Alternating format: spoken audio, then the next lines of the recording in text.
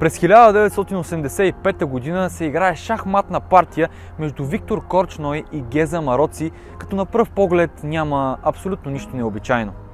Само един малък детайл. В деня на играта Геза Мароци е бил мъртъв от 34 години.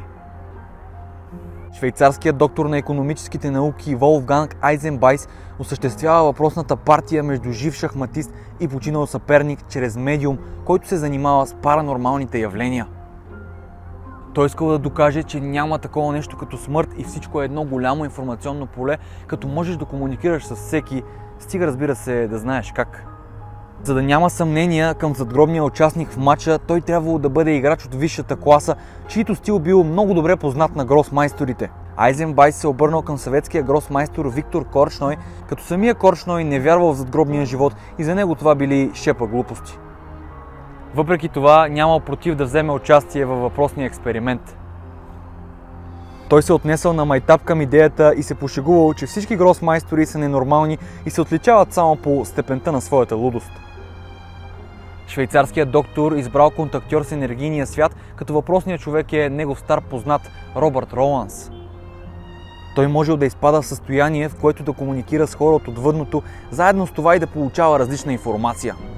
Роланс се оказал добър кандидат, защото не само, че не можел да играе шах, но дори и не можел да постави правилно фигурите на дъската.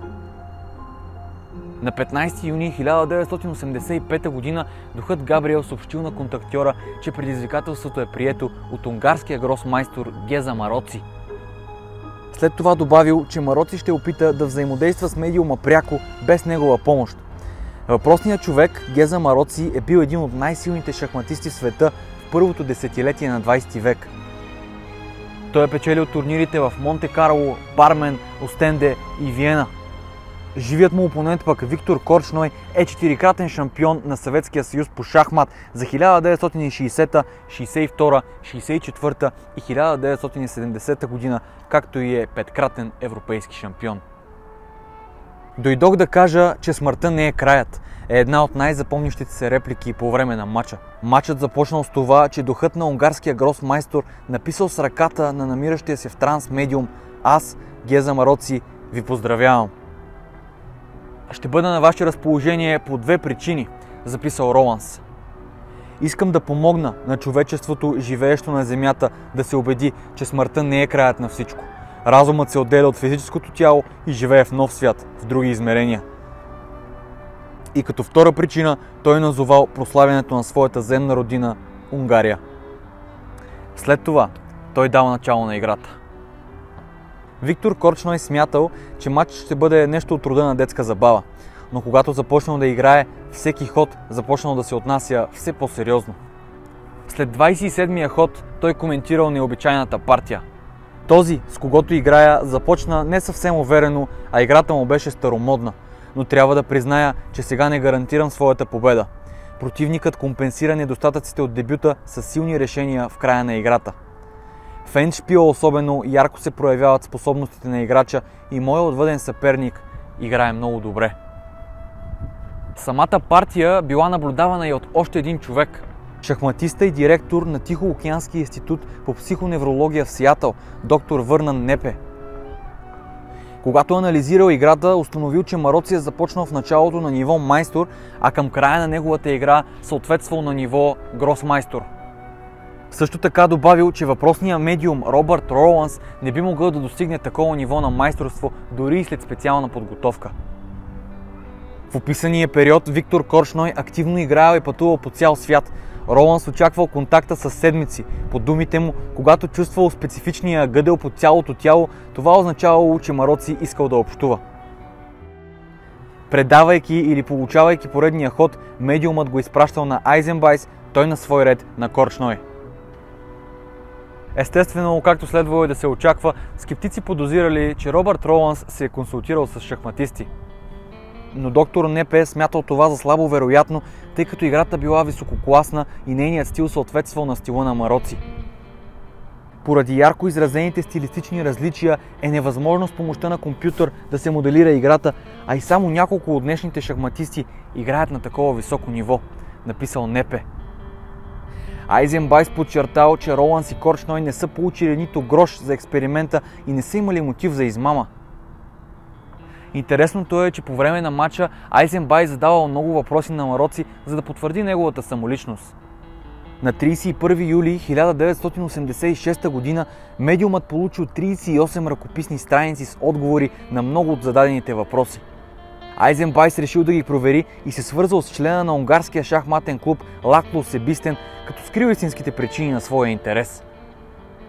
Историкът и експерт по шахмат Себистен се съгласил да направи историческото проучване и свършил голяма работа.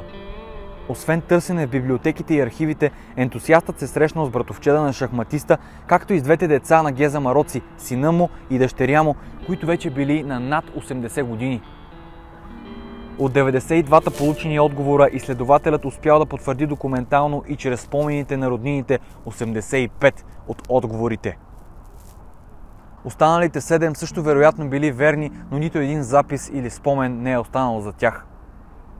Едно от най-интересните доказателства за самоличността на Мароци бил въпрос за игра от 1930 година. Айзенбайс открил в архивите на вестниците информация за този матч, попитал на спиритичен сеанс Мароци за италянеца Роми. Унгарският гросмайстор е отговорил, че никога не е играл срещу опонент с такава фамилия, но е победил шахматист фамилията Ромих. Макар шахматните хроники да наричали италянеца Роми, по-късно бил открит официалния протокол от матча от 1930 година, в който италианският шахматист наистина фигурирал като Ромих. Партията завършила на 11 февруари 1993 година. Геза Мароци, играещ старомодния си стил, се предал на 47-я ход. Мистичната партия продължила 7 години и 8 месеца, а Робърт Роланс починал 3 седмици след края на играта. През април 2006 година Волфганг Айзенбайс публикува в списанието на Обществото за психически изследвания във Великобритания резултатите от експеримента, които предизвикали много отзиви в научния свят.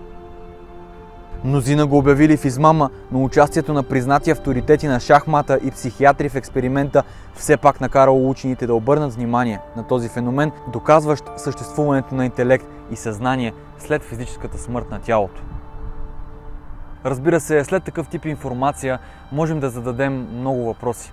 Сигурен съм. Надявам се този тип видеа да ви харесват и занапред заедно да се впуснем в тази пътека на въпроси и отговори. Лично на мен тези теми са ми страшно интересни и ако имате някакви интересни случки, които знаете или са ви разказали, напишете ги долу в коментарите, за да продължим тази прекрасна дискусия. В необятната вселена има скрити и какви ли не неща и само самата мисъл за тях ме кара да разгърна търсенето си. Надявам се да го споделим заедно. Пазете се, обичайте се, аз съм Чоко и както винаги, до следващия път.